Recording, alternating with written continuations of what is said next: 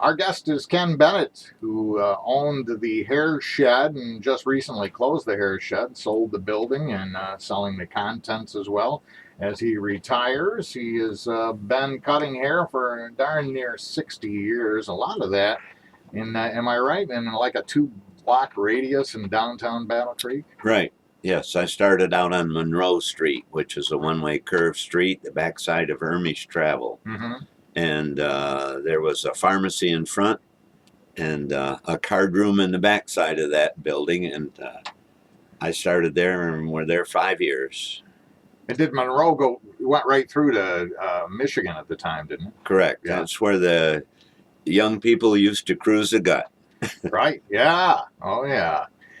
So that was, and did you actually own that building then? No, I rented that. You rented that. Just started there. I actually come across a guy, the owner at the time didn't have any business, so I walked in and asked him if I could start doing haircuts there. Mm-hmm. And did you do that on your own, or did you have somebody in with you? Or? No, I started on my own originally. I ended up with 3 of us in there, 2 others. Okay. Mm-hmm. And that had some unique properties to it, huh? Yes. The old building? Yes. The old back bars, August 29th, 1904 was the back bars that were made for barbering. It came from Chicago back then. Uh-huh. And hand beveled mirrors and ornate work. Really pretty nice. Where did you get a hold of all that stuff? It was there in that facility, and the Jim Morton was the owner, and he sold it to me, and that's how I kind of got my start. All right. Now, is that the building where you could fish from the chair? Yes.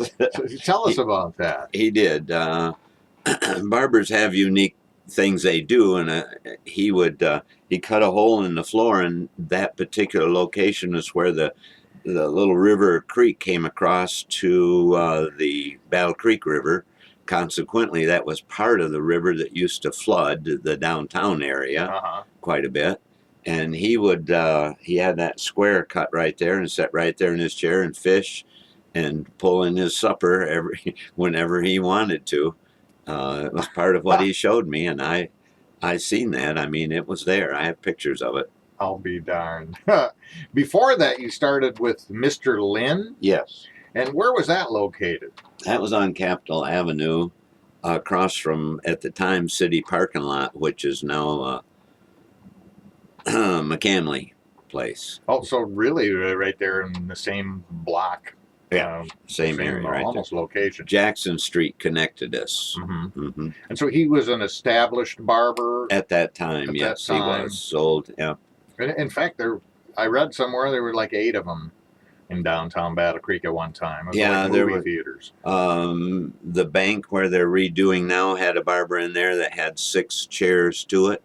Monroe and Madison Street, there were 4 of us in that area, different barbershops located. And pretty much when I joined the Barber Union and the Post Tavern Inn, there were 125 of us that were 99% unified in Battle Creek area barbers. So there were a lot of barbers here then, and now we're down to maybe 25 licensed barbers in Battle Creek area. Wow. Now, at some point, you moved out of that location there. You bought the building where the hair shed was until, well, is, I guess, right now. Yeah. That's a 1910 building or 1908 or? 1904, I think. 1904, okay. So, well over 100 years old, that building. Yeah. 3-story? Yes. 3-story building there. It's next to the First Baptist Church. Actually, there's a vacant lot between the two. And you've got that really nice mural on the side, which is a tribute to our military veterans. It was. And I think that looks great. But when did you buy that building? I think it would have been probably early 70s. Early 70s. So really pretty early on. 69, 70. And there was another building where that vacant lot is for a while there. That had kind of an interesting history where servicemen used to hang out right next to the First Baptist Church. Yeah. It was somewhat like the Haven of Rest is. It was a retreat area for servicemen at the time. Mm-hmm. Yes. And there was some concern that maybe it was a little too close to the Baptist church. Church. Yes.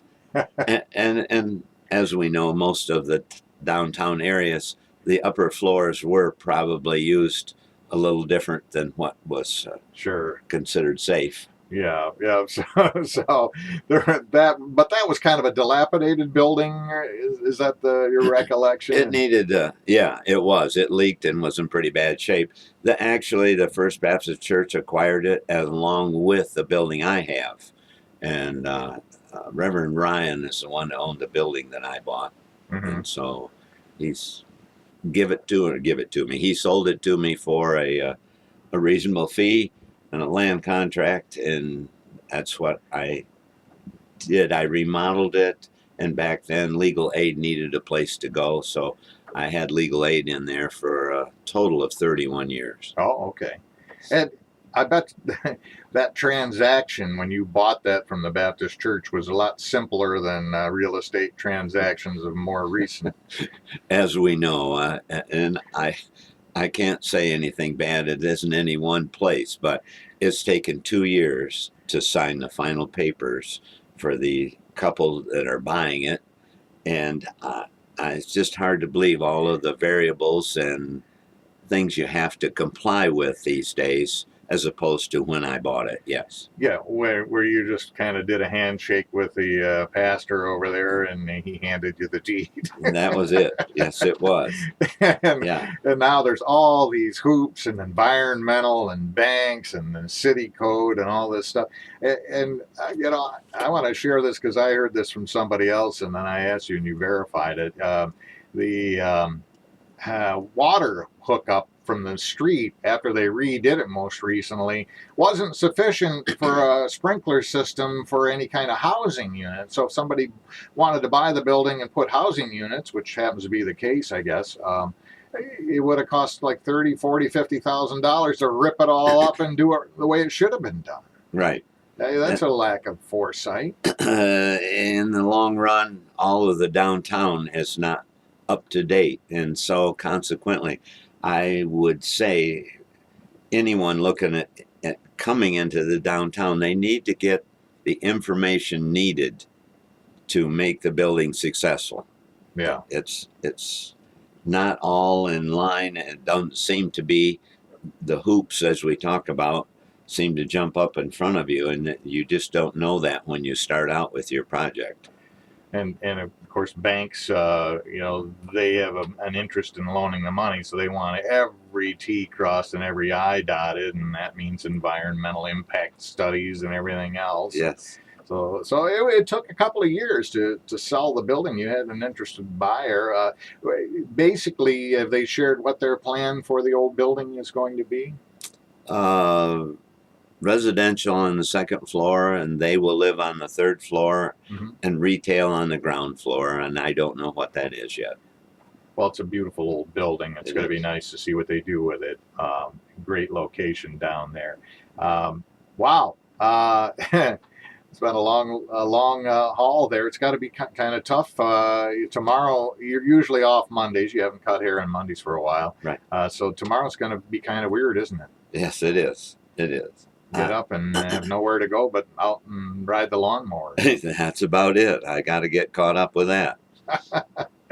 And you worked with some great people over the years. I know that Joni Marshall's been with you for a long time. Right. And will she retire also? Yeah, she's retiring. She has a granddaughter she wants to help take care of, and her husband and so forth. So she's taking a break. Someday she might do some volunteerism, she says, but other than that, it's been a good long run. She did the wig department for me and answered the phones. As you might say, I had a good backup no matter what. She was always there and helped to do a lot of things. So the wig department has been transferred to Ron at Ferrari's on Main Street. So the cancer wig bank and the wigs that we sold at the time will be up there on Main Street at Ron and Ferrari's.